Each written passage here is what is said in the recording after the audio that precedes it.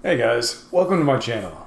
In this video, I'll be talking to my brother Joe about a game I wrote recently for Ludum Dare 48. And in the background, you'll see a quick time lapse of all the work I did over the 48-hour period to make the game. So stay tuned, check it out, and I hope you like it. So yeah, I guess I can start by kind of talking about what I did. So this is kind of a postmortem for Deepest, Darkest Double Bogey, which is my game for Ludum Dare 48. Ludum Dare, for those who aren't familiar, is a semi-annual game writing competition.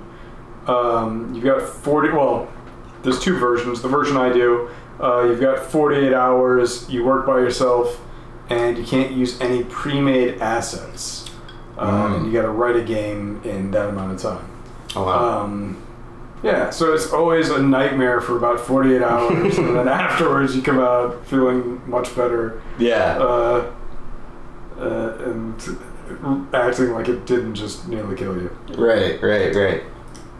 Well, cool. Am I free to ask you some questions about it? Sure, and stuff? yeah. Okay, cool. So, so tell me first, like, what the original concept, like, what did you start off wanting to make? So they give you a prompt on like Friday night at 9 o'clock, and you're supposed to make the game towards that prompt. Okay. And like a lot of people just come up with an idea beforehand, kind of know what they're going to do, and figure out how they'll tie that to the prompt.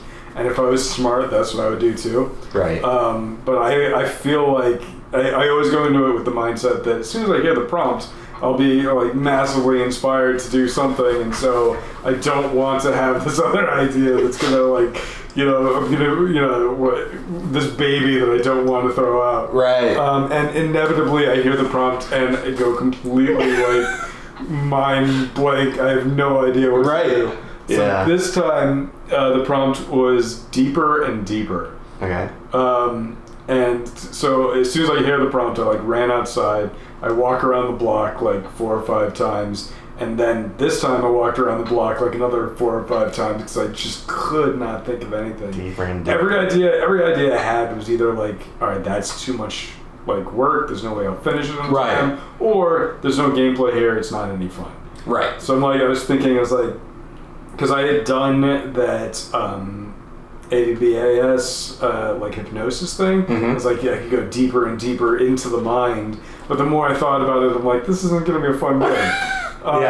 And then there was also, I had one idea where it was like deeper and deeper into an IKEA to rescue your, wife that's gotten too far into IKEA. I was like, this is a great idea, but also trying to model an IKEA, like there's no way I'd finish on time. No.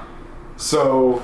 and also one where it's like you get eaten by a worm, and it's like, or like the giant, like like Tremors or something. Right, some sort of sandworm. Yeah, deeper and deeper into the thing, and that one was double bad. Of A, it'd be a nightmare to model, and B, there's no gameplay. Yeah, what's your primary gameplay loop? Just walk you can digest it, I guess.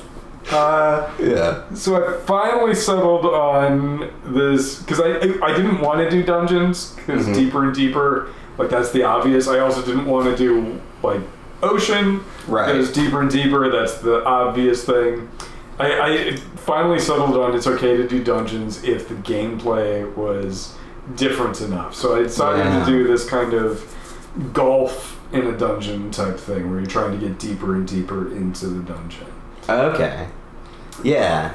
Well, that makes a lot of sense then, with your design choices and stuff, and with your the way that you work the gameplay into attacking dungeon crawling monsters. Yeah. Yeah. Well, through your primary golf gameplay. Yeah, and so I also wanted a lot more things that never made it in because 48 hours sounds like so much time at the beginning. It sounds like so little time one day in. Oh, yeah. Yeah. But like I had originally planned for, obviously, windmills. You gotta have windmills. Sure. Like mini golf.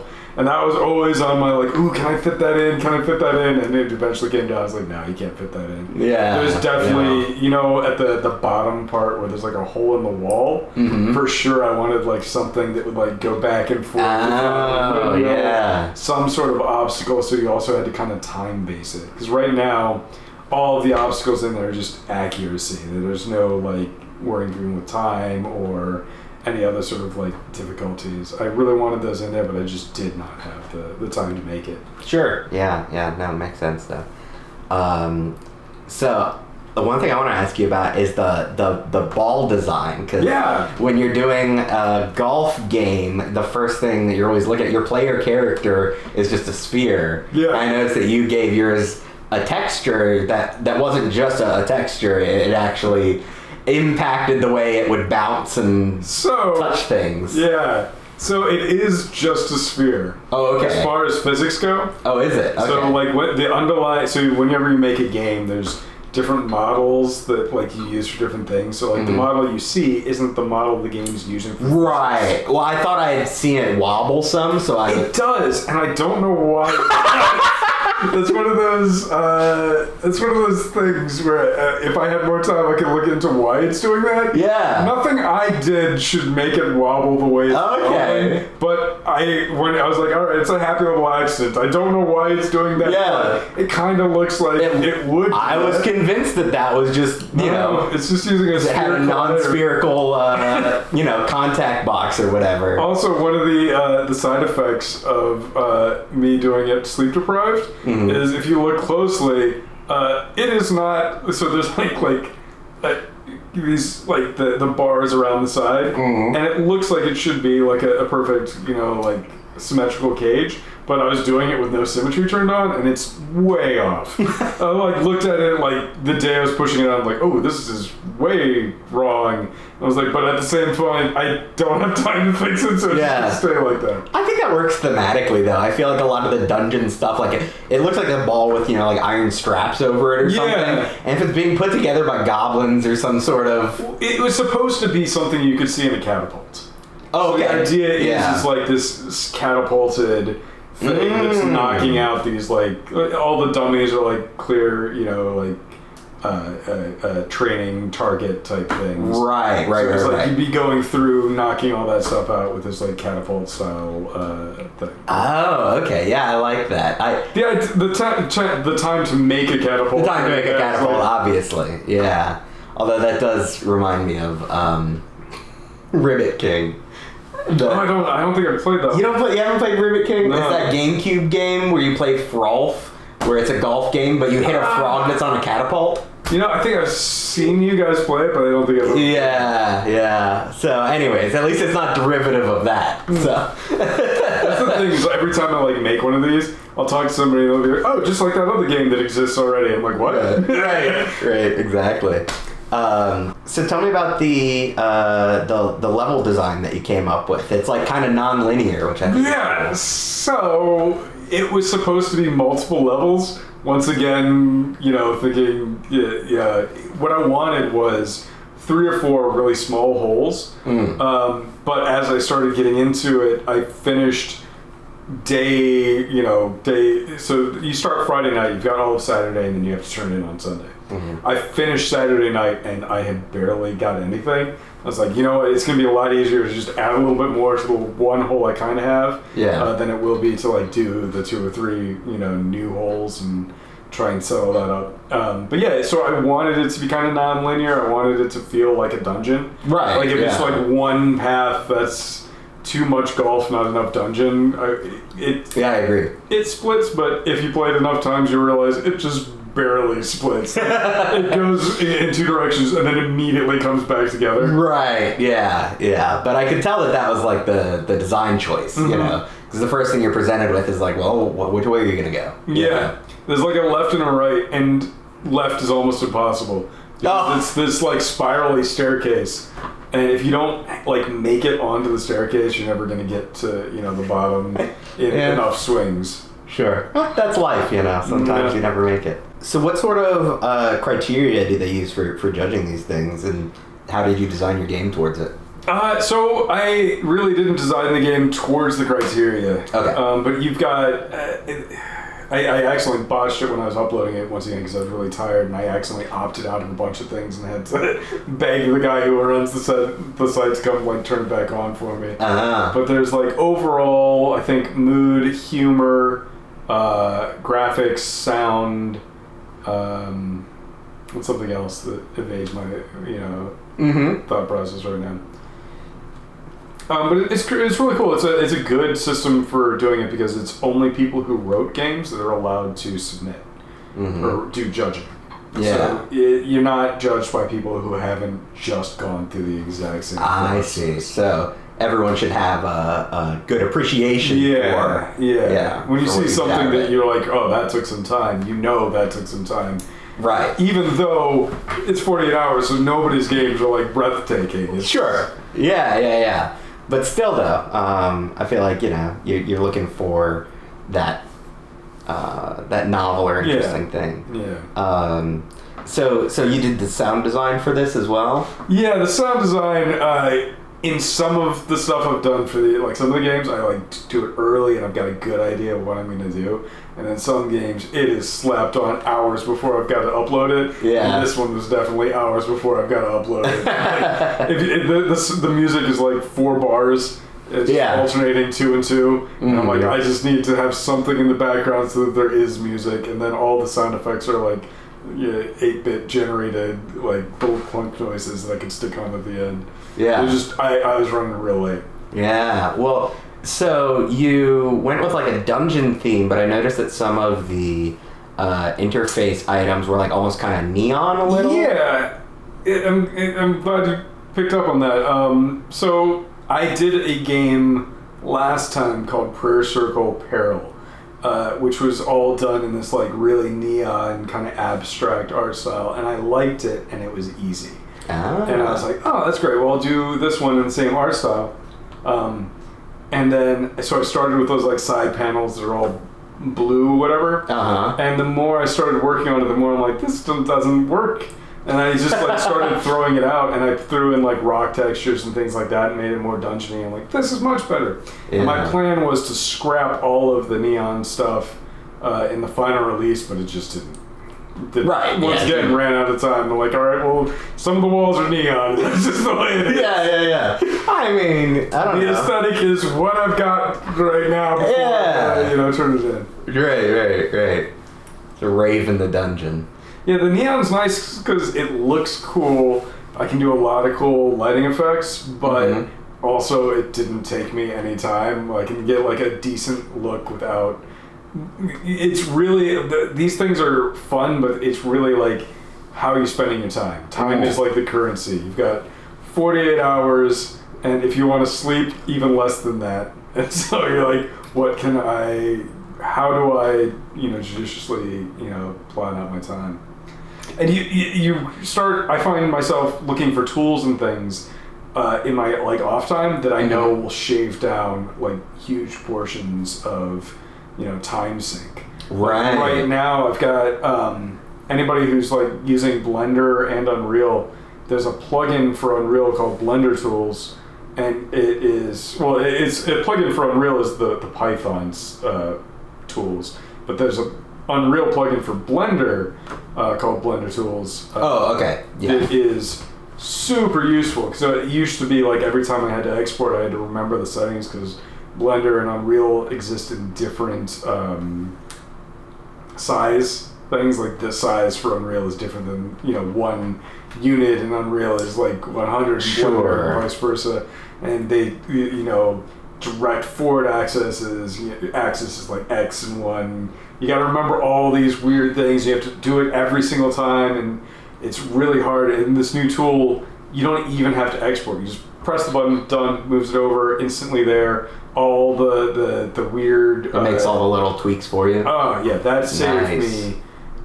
That saved me at least, a couple hours, on this last jam. It was great. And it means that I can start super early, too, so I can, just have a block or something in Blender, have a couple of little shapes on it, press the button, and it's already in Unreal. I can start using it. It doesn't have to be done, and I can go back later to finish it off.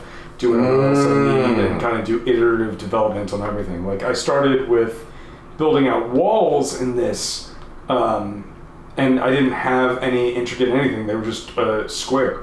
Right. And so I put the walls everywhere, and then later when I wanted to make the walls more intricate, I hopped over to Blender and drew little like kind of cross sections and things like that, and then just re-uploaded it, and all the walls suddenly changed instantly all over my Unreal thing because Yeah. And that was such a lifesaver to be able to just do that. No, that makes a lot of sense. And I was actually going to ask if you had used some sort of like iterative development method, or if you had charted out something that was more linear. Yeah, so I try not to. I try to do, because there's a lot of stuff that in your mind works, and then when you actually implement it is like, this does not. Oh, yeah. And so it's really much better to have kind of a vague idea of where you want to go. Mm-hmm. And as you're along the way, keep asking yourself, does this work? As opposed to trying to plan it all out in your mind and then just make it. Yeah. Well, I think in that way it makes it more artistic, honestly. I mean, it's controlled chaos as opposed to, trying to, get the exact thing from your brain into the computer. Yeah. I feel like there always needs to be that space for a conversation between you and the piece you're creating, right? Yeah. And there's a lot of times when you'll have something in your head and you make it and you're like, this is terrible. Yeah. In my head, I saw this going very differently. Sure. And it's not like a certain portion of it is like skill and whatever in order to create the thing in your head. And sometimes it's just that the thing in your head only works because in your head it's cool. And once you make it, you're like, oh no, this is just by design fundamentally flawed. Yeah. I guess it's a little bit like trying to describe a dream, Yeah. It's like the coolest thing could happen, but once you reduce it to words and reproduce it, for other people to consume, it loses the charm that was, this mystical property. I did one game jam it might have been a year ago, called, what was it called? It's like a house in the forest or something. I don't remember. But it was this weird one where we had to keep feeding this fire, and the fire was somehow connected to this beating heart in the upstairs room, and it was this weird kind of like to thing. And I wasn't able to implement all the things I wanted to make it like kind of cool. And then B, it just did not work. Like I knew when I turned it in, I was like, this one's just terrible. You get a feeling as you do these, you're like, sometimes you're like, oh, this one's all right. It came out better than expected. And sometimes it does not. And you're like, I just wasted 48 hours on this giant heap of garbage. Yeah. Well, how much of this one do you think was a learning experience versus a product that you feel like had a value in and of itself? A little 50-50. I definitely don't feel like, for instance, the house. I think it's a house without a fire is what it's called. I definitely don't feel like that one where I finish and I'm like, this is garbage. Like I like it enough. It works. It's kind of fun. It's a little bit challenging. It's definitely not the best thing ever. Sure. But it's interesting enough. It's worth it, to play through. But like I do feel also like it's one of those where it's like, all right, next time, here's what you got to do, because I didn't start writing anything until midnight of the first night. Like I was. At 9 o'clock, they gave me the prompt, and I just could not think of anything. Kept walking around outside. I laid down on the 9 a.m. or 9 p.m.? They gave it you at 9 p.m. Oh, 9 p.m. I blew all the hours between 9 p.m. and midnight because I just could not think of anything. Oh man, yeah.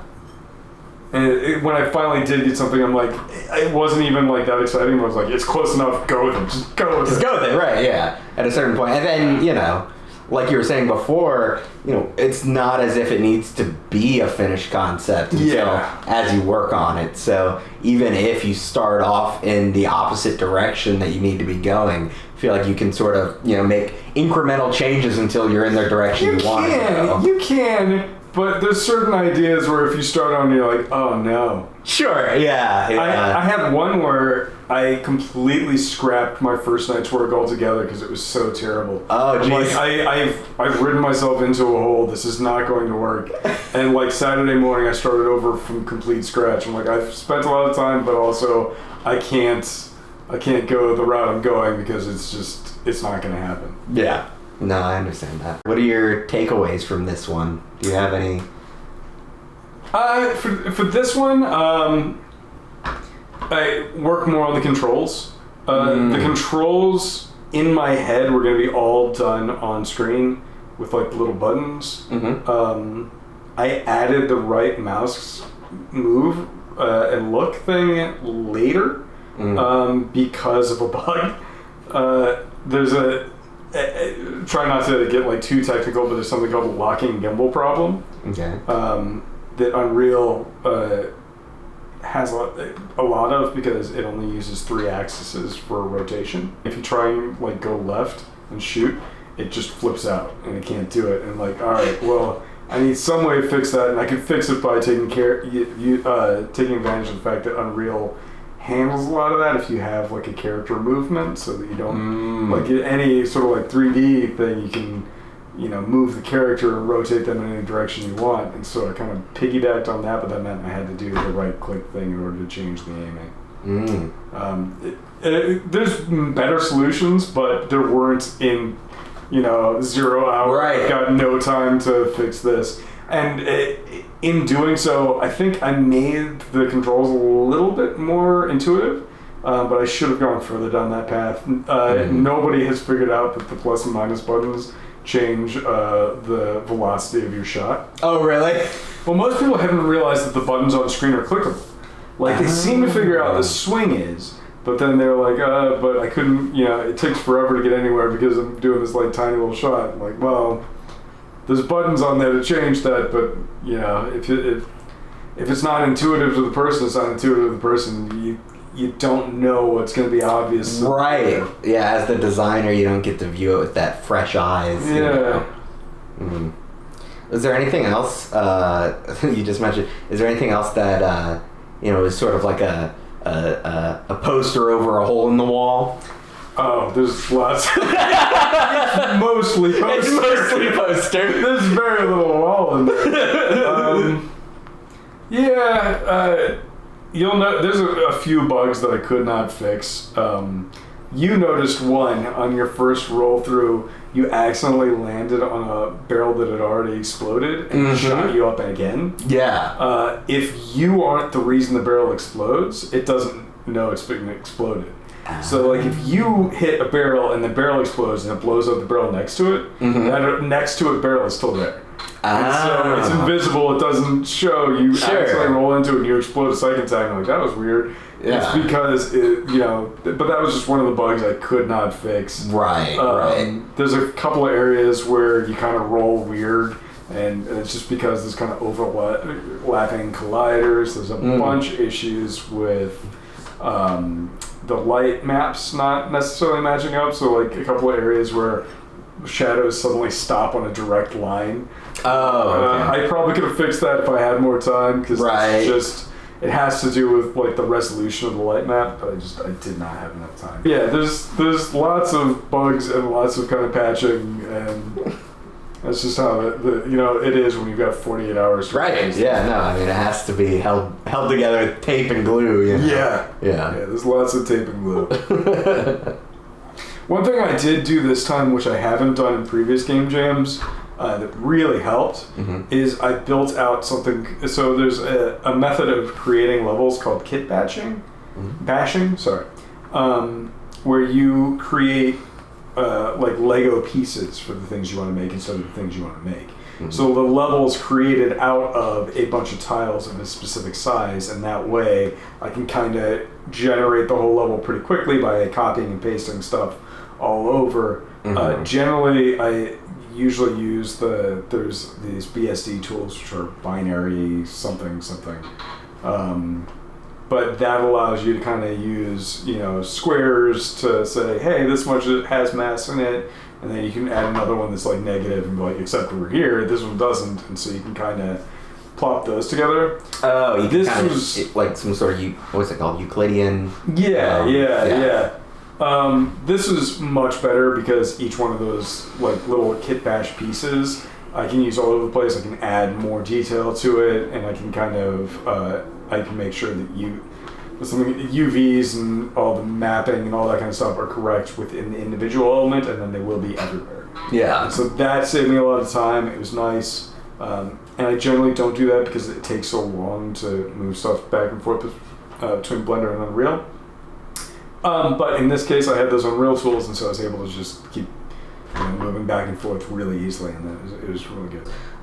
You had mentioned earlier that there's a lot of like shortcut tools and stuff that you'll pick out and be like, oh, that'll be helpful when I'm doing such and such. Is there anything this time where you saw a need for something like that, where it's like, if only I had some sort of macro function to X, Y, or Z? That's a good question. I did get stumped on a couple of things this time. I actually cut the recording quite a few times because I'm like, I don't want to see them just me Googling stuff. I feel like that's how the sausage is made, man. Yeah, there's quite a few times where I'm like, and it'll like see me like start to type something and then like delete it and like start again. Like, what is this thing called? Because I forgot. And there's quite a few times too where I'll forget something that I've done in other games. Like, I know I did like the whole exploding barrels and exploding scarecrows and stuff. I like went to go create those. I'm like, how did I do it all the other times where I've done this? Yeah. That's one of those like mechanics that I love, is just breaking things. Right. It's relatively simple and it feels good. Mm-hmm. Unreal is building out this whole chaos engine that's made for destruction. I had originally thought about like using that, but once again, it was day 2, late in, and I'm like, you know what? I'm going to use their old method because I know it, and it'll take me less time to use. And then I immediately had to Google how I did it the other time, so I forgot. Yeah. All the pieces for that. Right.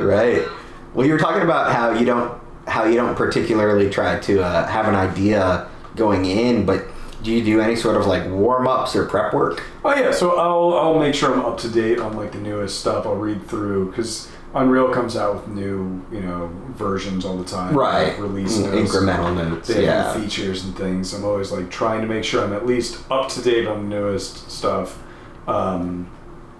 Make sure everything's downloaded and the newest everything, so that I've got the most stable copies of everything, because it's nothing's worse than you starting in and having a limited amount of time and suddenly having hardware issues, of which I did this time. There's something wrong with this computer. I don't know what it is, but if it falls asleep, it dies. What? Yeah, so I think I've got something's faulty. It's some sort of hardware failure. Yeah. Well, there's your next game prompt. If you fall asleep, you die. It's expert difficulty where you have to, don't let your machine go to sleep because it will crash and you lose all the work you worked on. Right. Well, so how much sleep did you get during this process? I actually slept pretty good. I used to work all night, and then it just becomes a mess. I found that I actually am more productive if I cut and let myself get some sleep. That having been said, I was on heavy energy drinks the first day, and so I went to bed at a reasonable hour and then stayed up another 3 hours trying to go to sleep. Yeah. And so that was kind of, it wasn't great. But yeah, I've gotten to the point where I started, trying to just push through a bit. It's much better to just get your rest. Right. Well, I mean, I imagine the rote repetitive type actions and stuff you can crank out, but you use up that executive function and that needs to get replenished. Yeah. Yeah. And it's very much at the end, Sunday at 9 o'clock when you're trying to turn things in, it's brain mush, because even if you got sleep, it's so much constant trying to think of things that your brain just don't work. I try and shove in as much art stuff as possible, like when I'm like, clearly this isn't working, I need to like change up my thought process, do something else for a little bit. But there's good portions where it's just like even that doesn't help. You're still having been staring at a screen for a while, and you gotta like even think about like the art assets pretty heavily. Your brain just kind of mushes out. Yeah. Well, so you said that that up until midnight was just thinking about the project for the first night. Once you had that idea, did you pounce on it, or did you let it simmer for a little while? No, as soon as, because I was so panicked. Oh, yeah. Getting so long, I'm like, I got so much time I need to make up. I've got all these hours where I wasn't doing anything. Yeah. And so I pounced on it immediately. I'm like, all right, that's good. Go with it. Run. Yeah, right. Exactly. Do you feel that doing this sort of an exercise assists with your non-time constrained endeavors, or is this more definitely separate? No, definitely. Yeah. It really kind of makes you think about a lot of your processes and stuff. Because once again, you're time constrained, and you're trying to think of any way you can, shave off a little bit of time and get stuff out. And so you really learn to make things as efficient as possible in anything you're doing. And also, it gives you great experiences in like making stuff, like the whole ball shot rig where you move around the ball, the camera's always looking at the ball, all that kind of stuff. Those are all rules that I don't think I've done before, but it's intuitive enough, that you try it once, you're like, all right, here we go. I know how to do A, B, and C. And as you keep doing more and more of these games, there's more and more of these like obvious things that you kind of add to your repertoire. My first ever game jam was a game where you just kind of walked around and that was it. And at the time, I was like, "This is impressive, great." Yeah. It wasn't complicated, code setup at all. Right. I think at the time I was very worried how I was going to get walls to work. Yeah. It's like, every time they get a little bit more ambitious, and a little bit better, so they're definitely helping. Yeah. But you've seen that pay dividends in your other projects? Yeah, definitely. Yeah. Definitely, and I'll use a lot of things that I experimented with in a game jam, and shore them up to be actually usable because they're really slapped together in the game jam. Right. Well, yeah. Do you use any of the like specific assets that you create like in the game jam at any given point, or is it just the lessons learned? I think it's lessons learned. Code sometimes I'll steal.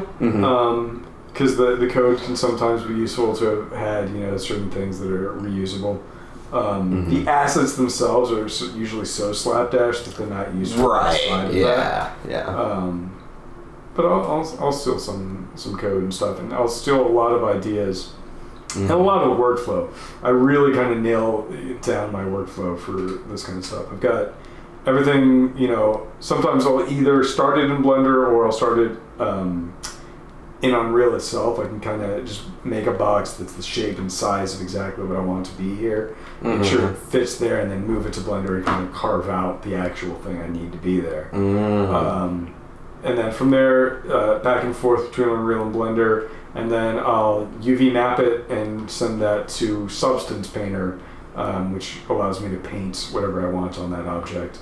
And there's also something called Substance Designer, which allows me to kind of create textures, and I'll use those for kind of big assets that I just want to throw a texture on it and leave it like that. Like I'm losing my voice. All the rock textures and stuff in this game were done in Substance Designer, where I was just like, all right, well, take some dirt noise and add this, and I made like a little bit of a quickly thrown together texture for the rocks and stuff, and it worked out good enough for it. Oh yeah, looks like rocks. Yeah. Yeah. Yeah. I mean, you don't need to get too complicated with that. Yeah.